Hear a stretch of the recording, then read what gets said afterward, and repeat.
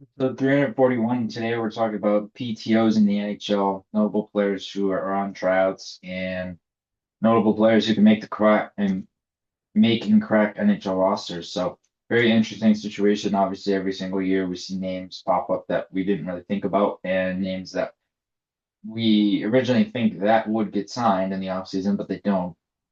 Right now, the most notable one in terms of pure skill and upside is Matt Grzelcyk signing a PTO in Chicago. I think there's an interesting situation there. So you look at Wyatt Kaiser. Wyatt Kaiser's still unsigned. He's a left shot young defenseman who has yet to fully prove himself in the NHL. I don't know what the holdout is with him and the contract situation, but I don't know if it's money. I don't know if it's term, but interesting situation there. That gives me reason to believe that Kaiser could be on his way out if Grizzly is coming in, at least on a tryout situation, or this just could be short term. I don't know. But I really like the move, especially obviously a little biased, but him being in Chicago, he had a 40-point season last year in Pittsburgh, not so great of a team there. I think you could slot him in a top four role on Chicago's D, and he could fit and fill a void there on that left side in terms of there's a lack of veteran experience, and I think Grizzlick's a really good bet. So you have him in a tryout situation. He could gel really nicely. I think he fits the puck moving aspect of the game and the offense, the transition game that Jeff Blashill and Andrew Sorensen want. So you look at that aspect of things, and that's really intriguing and how he can make an impact. And I don't know if he's going to get 40 points like he would, but I can envision him getting around 25 to 30 in Chicago this year. And he's still relatively young. He's only 31. So I really like the deal, really like the move. I think this is something that you don't really lose at in the situation because you haven't fully signed him yet. You don't know what he's going to be.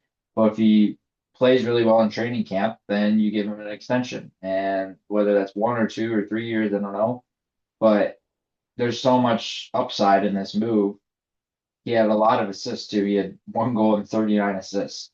So he's clearly a playmaker from the back end. And I think honestly, you're getting more upside out of him than Wyatt Kaiser. So makes a ton of sense. I really like the move, and I think it's a really smart move and really smart addition as well. In terms of some other standouts, we could talk about Oliver Shillington in Carolina. I actually really like that move as well. And a player over the course of the last year, year and a half or so has gained more confidence in his puck movement and his heads up ability with the puck in the NHL. I think he sort of started to revitalize his career a little bit, and I think that's a really good sign from him. We don't necessarily expect him to be the top four defenseman full time, long term.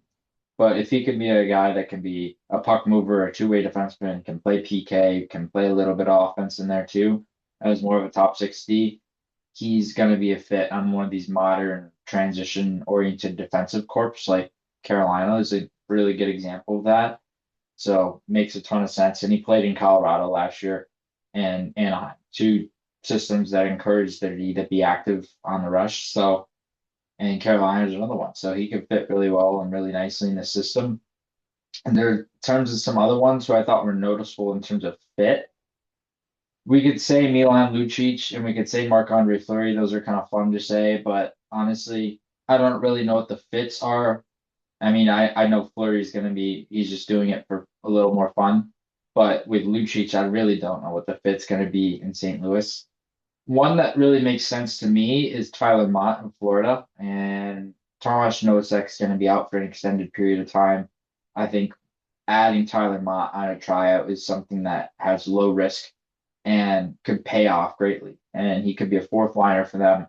He plays with a ton of energy, and he's the type of guy that you can put on your fourth line in Florida. He'll gel really nicely with whoever he plays with. So that's a really smart move in my mind in terms of the fit. And because sometimes you look at guys on tryout situations like, okay, like the name sounds really cool going there, but what is the fit?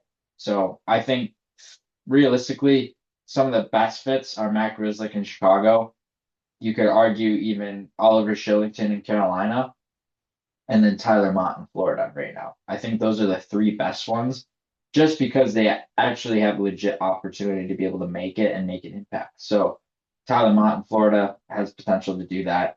He, I mean, not a ton of offense from him last year playing in Detroit, but the thing is with him is you can rely upon him in a lot of situations, defensively, shutting plays down, rely upon him on the forecheck. Tenacious work ethic. That's what Florida has in their bottom six. That's what he'll be relied upon to do. And then some other ones, Connor Sheary with the Rangers obviously started his career under Mike Sullivan. He's gonna try to revitalize it with the Rangers in this tryout situation. Has potential to make it. I don't know how likely it is that he does, but there's potential there as well. And Brett Leeson in Minnesota is an interesting one for me. He's only 26, and I find it interesting that he's on a tryout situation and not actually getting a contract because the thing is, he's a sizable winger.